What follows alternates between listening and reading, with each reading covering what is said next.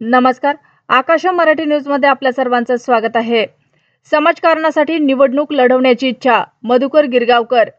गेल्या 10-15 वर्षाच्या काळात देगलूर बिलोली मतदारसंघाचा पाहिजे तेवढा विकास झाला नाही. या भागात विकास व्हावा, विकासातून समाजसेवा घडावी यासाठी राजकीय पाठबळ आणि पदाची गरज असते. त्यामुळे राजकारणासाठी नाही तर समाजकारणासाठी मी या मतदारसंघातून निवडणूक लढू इच्छितो, असे प्रतिपादन देगलूर बिलोली विधानसभा मतदारसंघासाठी उमेदवारी मिळू इच्छिणाऱ्या मधु गिरगावकर यांनी केले. ते आज इलेक्ट्रॉनिक मीडियाशी संवाद साधताना बोलत होते. तुम्ही अपक्ष थांबणार का सपोर्ट करणार भाजपला? नमस्कार, मी मधु गिरगावकर. मी नुकताच मे 2023 मध्ये मुख्य अभियंता या पदावर सेवानिवृत्त झालेला आहे. त्यावेळेस मी माननीय गुलाबराव पाटील साहेबांकडे ओएटी म्हणून पण काम केलेले आहे. त्यापूर्वी सदाभाऊ खोत साहेबांकडे पण 4 वर्ष ओएटी म्हणून मंत्रालयात कामकाज केलेलं आहे. सेवानिवृत्तीनंतर मी मागे वळून पाहिल्यानंतर मला असं दिसून आले की माझ्या या यशामध्ये या भागामध्ये माझे मित्रमंडळी, मी ज्या ठिकाणी शिकलो त्या संस्थेचे चेअरमन आणि समाजामधील विविध समाजसेवक यांचा फार मोठा सिंहाचा वाटा आहे. त्यामुळे मी असं ठरवलं की आपला हा जो विकसित भाग आहे, या भागामध्ये माझा जो मंत्रालयीन कामकाजाचा अनुभव आहे, त्या अनुभवाच्या आधारावर या भागामधला विकास व्हावा, या भागातल्या लोकांना मदत व्हावी या दृष्टिकोनातून यापुढे मी समाजसेवा करण्याचं निश्चित केलेलं आहे. आणि तेव्हापासून मागील मी 2023 पासून लोकांच्या संपर्कात समाजसेवेचे काम करतोय. त्यावेळेस माझी कुठलीही राजकीय अपेक्षा किंवा राजकारणात त्यावेळेस माझी कुठलीही भूमिका नव्हती. परंतु नुकतेच मला हे या ठिकाणी शिवसेने पक्षामार्फत पक्ष घेण्यासाठी एक संधी प्राप्त झालेली होती. आणि मी ठाणे जिल्ह्यामध्ये, मुंबईमध्ये मागील जवळपास 20 ते 25 वर्षामध्ये काम करत असताना सध्याचे मुख्यमंत्री माननीय एकनाथरावजी शिंदे साहेबांना आम्ही जवळून पाहिलेले आहे. त्यांचं काम पाहिलेले, काम करण्याची पद्धती पाहिलेली आहे. आणि समाजाप्रती असलेली त्यांची संवेदनशीलता, समाजासाठी त्यांनी अहोरात्र काम करण्याची पद्धती ही मला खूप आवडली आणि त्याच्यामध्ये खूप इम्प्रेस झालो.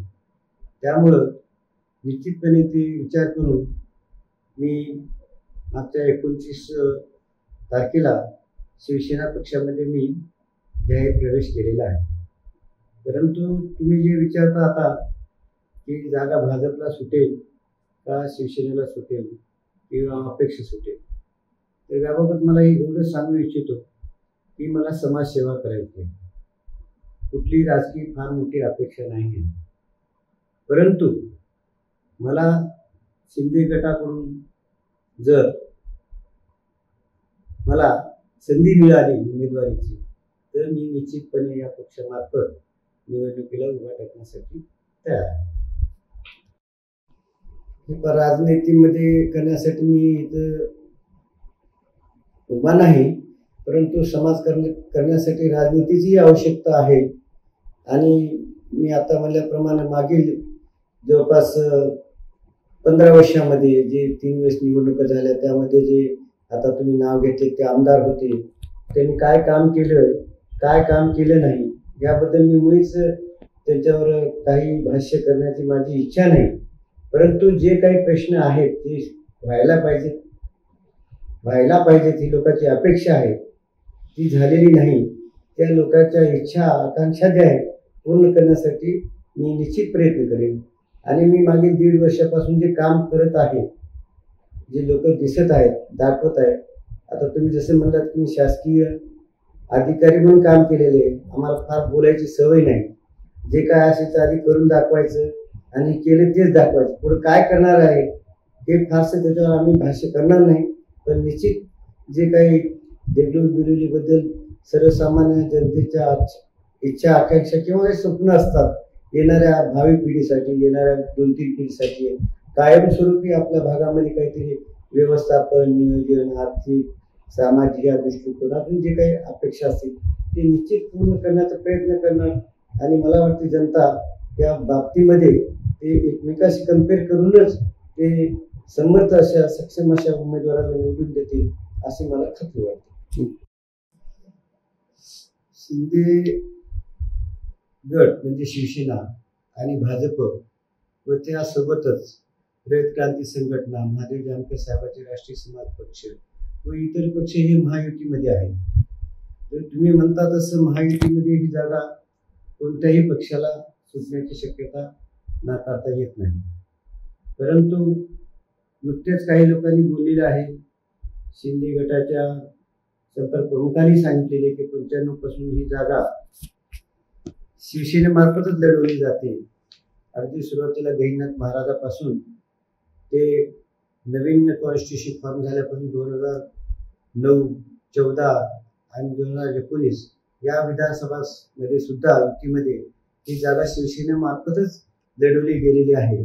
त्यामुळं मला निश्चितच असं खात्री वाटते, परंतु यावेळेस सुद्धा ही जागा शिवसेनेला सुटली जाईल. तरी परंतु महायुतीमध्ये सर्वानुमते वरिष्ठ नेते महायुतीचे माननीय एकनाथरावजी शिंदे साहेब, देवेंद्रजी फडणवीस साहेब यांनी जर विचार करून म्हटल्या महायुतीमधून मला कुठल्या पदापर्यंत संधी दिली तर मी ते आदराने स्वीकार करेन, याबद्दल काही वाद नाही.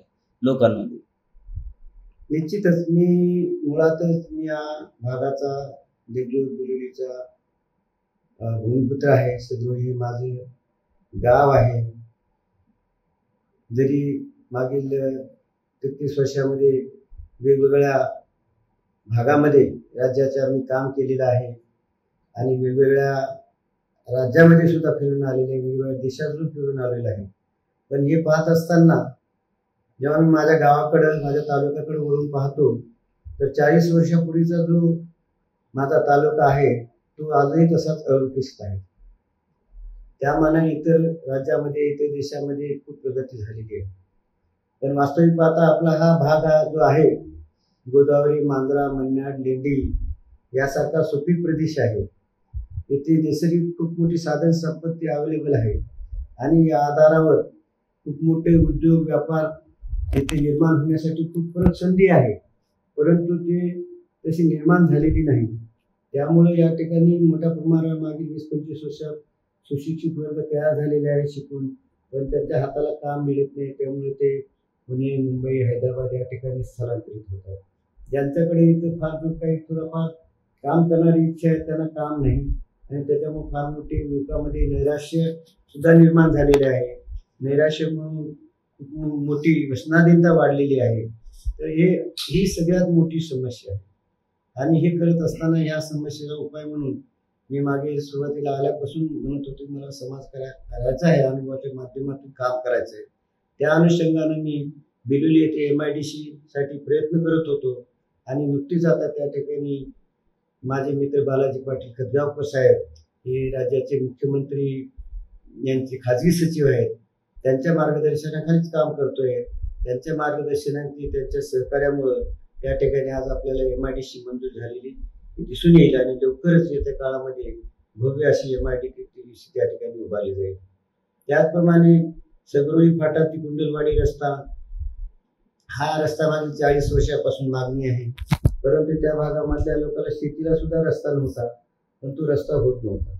जेव्हा लोकांनी मला मागणी केली की साहेब आम्ही फुकटमध्ये जमिनी देऊ या ठिकाणी, परंतु या भागातून पुढे रस्ता गेला पाहिजे जेणेकरून आम्हाला शेतीला रस्ते होते, पण तो सुद्धा विषय मी लावून धरला आणि 6 महिन्याच्या आतमध्ये तो मुख्यमंत्री महोदयाकडे मी मागणी करून तो रस्ता पूर्ण केला. आज त्या भागामध्ये रस्त्यासाठी तरी, शेतीसाठी तर रस्ते उपलब्ध झालेच, परंतु त्यांना 5 पट मोबदला उपलब्ध झाला आणि त्या शेत जमिनीची किमती सुद्धा आज 10 पटीने किंवा 50 पटीने वाढलेली आहे. याच पद्धतीनं बिलोलीवरून जाणारा बोधन, बिलोली, नरसी, मुखेड हा रेल्वे मार्ग आहे.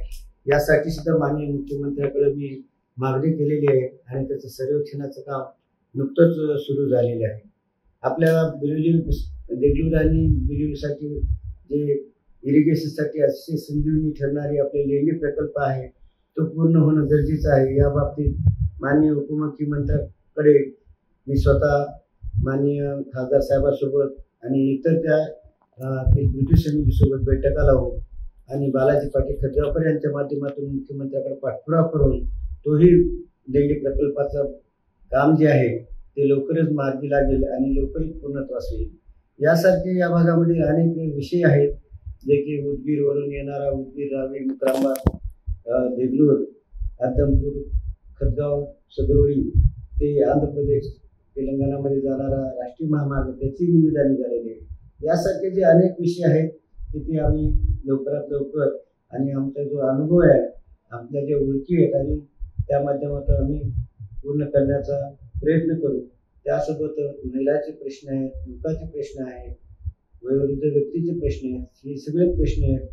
प्रामुख्याने आधुनिकीकरणामध्ये आपल्याकडचे जे शेतीवर आधारित असलेले पूर्वीचे 12 बलुतेदार आणि 18 पकड जाती यांचे ज्या परंपरागत व्यवसाय आहेत ते फार बुडीत निघालेले आहेत. त्यांना तर कुठलाच आधार नाही. त्यामधूनही जे काही सुशिक्षित लोक आहेत त्यांना काही आधुनिक पद्धतीमध्ये कुठं त्यांना कामं मिळतील का, त्यांना काही त्यांचं व्यवसायात पुनर्वसन होईल का, त्यांना नवीन कुठले व्यवसाय मिळतील का, त्यांना सुद्धा प्रामुख्याने मग त्यांचं प्रबोधन करणे, त्यांना प्रशिक्षणासाठी वेगवेगळ्या ठिकाणी दाखवणे, या मार्गामधून या भागामधल्या तरुणांना एक चांगलं नवीन तरुण वर्ग, उद्योगशील तरुण वर्ग या भागासाठी निर्माण करावे, ही एक माझी इच्छा आहे आणि जी समस्या आहे ती दूर करण्याचा प्रयत्न करावा अशी माझी इच्छा आहे.